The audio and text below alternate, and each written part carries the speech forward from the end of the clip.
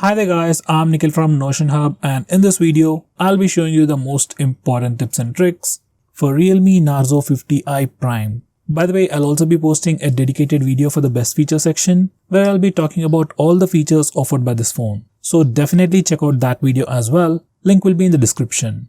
With that said, first I'll start off with the navigation gestures. First we have a gesture called swipe up from both sides, and once you enable this feature, navigation bar is hidden and now you can just swipe from the bottom of the screen to go home. You can swipe and hold for recent apps. And finally, to go back a step, you can swipe from the left side or right side. You also get a pretty cool animation. Overall, these gestures are great, but they don't work all that well.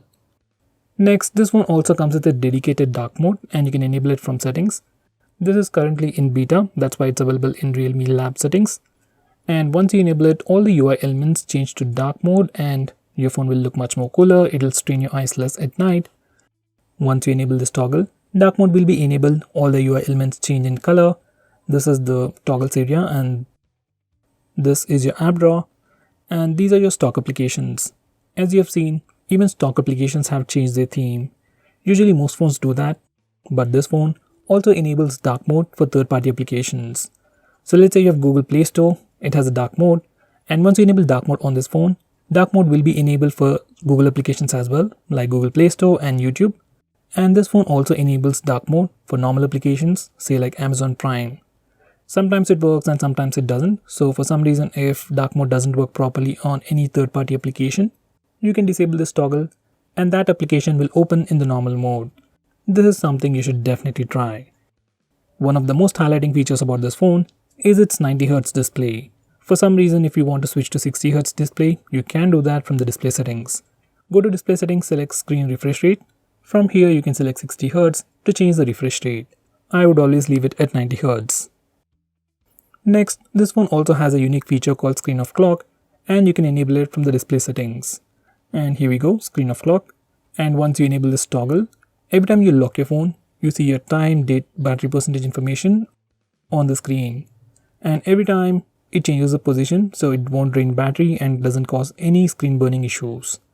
And you can also schedule it to automatically turn on and turn off at a specific time. Next, let's remove some bloatware. Now these are some of the applications that come pre-installed. You might not need most of these applications, so if that's the case, uninstall them as soon as possible. Next, I'm going to show you how you can disable lock screen magazine. First, here's a quick preview of the lock screen, and every time you lock your phone or every time you come to the lock screen, we see a different wallpaper. Some people like it, some people don't, especially I personally don't like it. So if you're like me and if you want to disable it, this is how you can disable it from settings.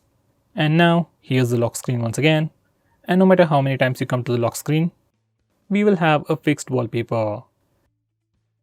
Next, I'm going to show you some camera gestures. First, we have touch. Once you enable this feature, we can take a picture by just touching the preview screen. It works for both the rear camera and even for selfies. Next, we have the palm gesture, which only works for the front camera, and it's great for taking selfies. Just enable it and then show your palm to the front camera, and your phone will take a picture in just 2 seconds. And here's a quick preview of that once again. Next, we have swipe up gestures. Once you enable this feature, you can swipe from the bottom of the screen to go home, swipe and hold for recent apps, and finally, you can swipe from the bottom left corner or right corner to go back a step. Next, we have a new 2-button navigation bar based on Android Pie. But this is not recommended as it doesn't work properly. Next, I'm going to show you how to trigger Google Assistant with the power button. Just enable this toggle and now press and hold the power button to trigger Google Assistant. If you press and hold the power button longer, we will see the power options. If you are using navigation gestures, this is pretty useful. Next, we have some important screen off gestures. We have things like double tap to wake.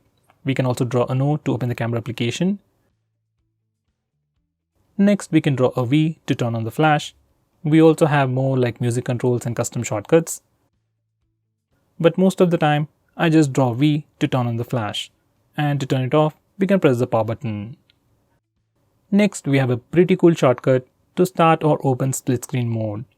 This feature is enabled by default. Just make sure this particular toggle is enabled, and if it is enabled, you can just swipe up using 3 fingers to open the current application in a split screen mode. Now this is an Oppo phone, it's not like other phones, so some of the applications will not support this feature. With that said, most of the applications, especially third-party applications, do support split screen mode. Next, I'm going to show you how to record calls automatically on your phone. For that, go to settings just by clicking that button, and now select call recording, and make sure you enable this particular toggle. And once it is enabled, all the calls will be recorded automatically on your phone. Now this feature is available in India, but might not be available in other countries. So if you can't find this feature on your phone, try using a third-party application. Next, I'm going to show you digital well-being. Now this is a feature from Google and you can find it in settings.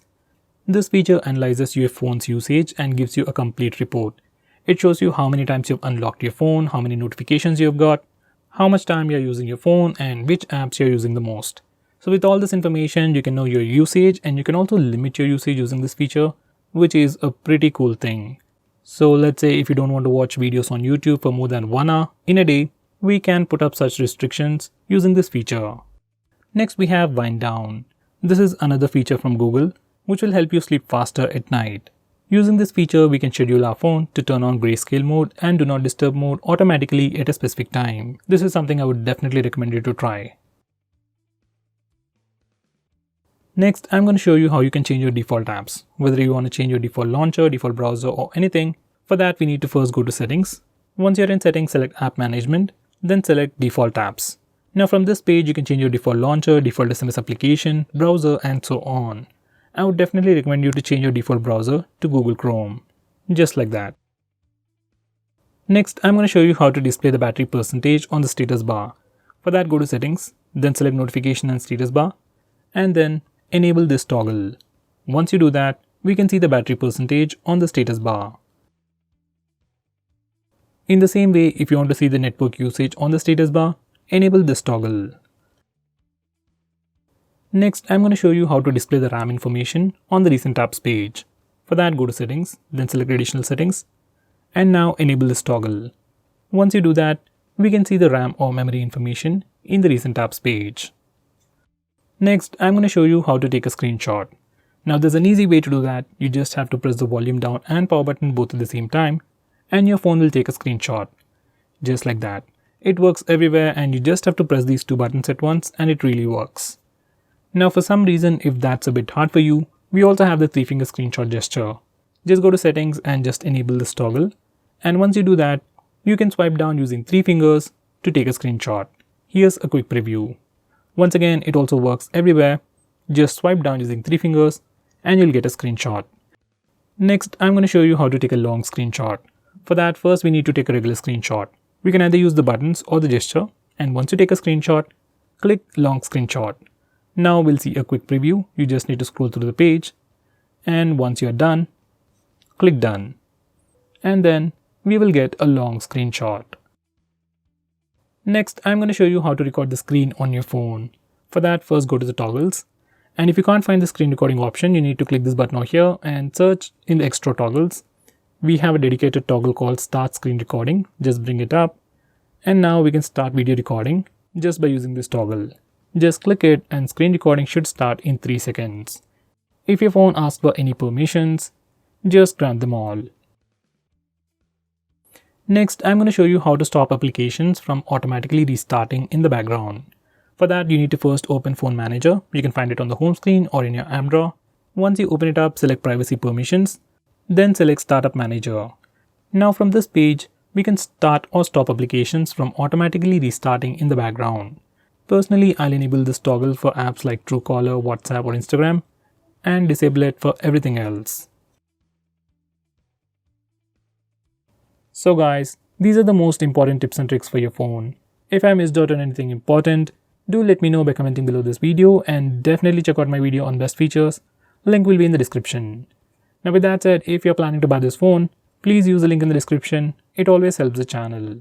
If you want us to make any specific video, tweet out to us with the hashtag AskGreedyTech on Twitter and we will try to make it as soon as possible. I'm Nikhil from GreedyTech signing off. Have a nice day.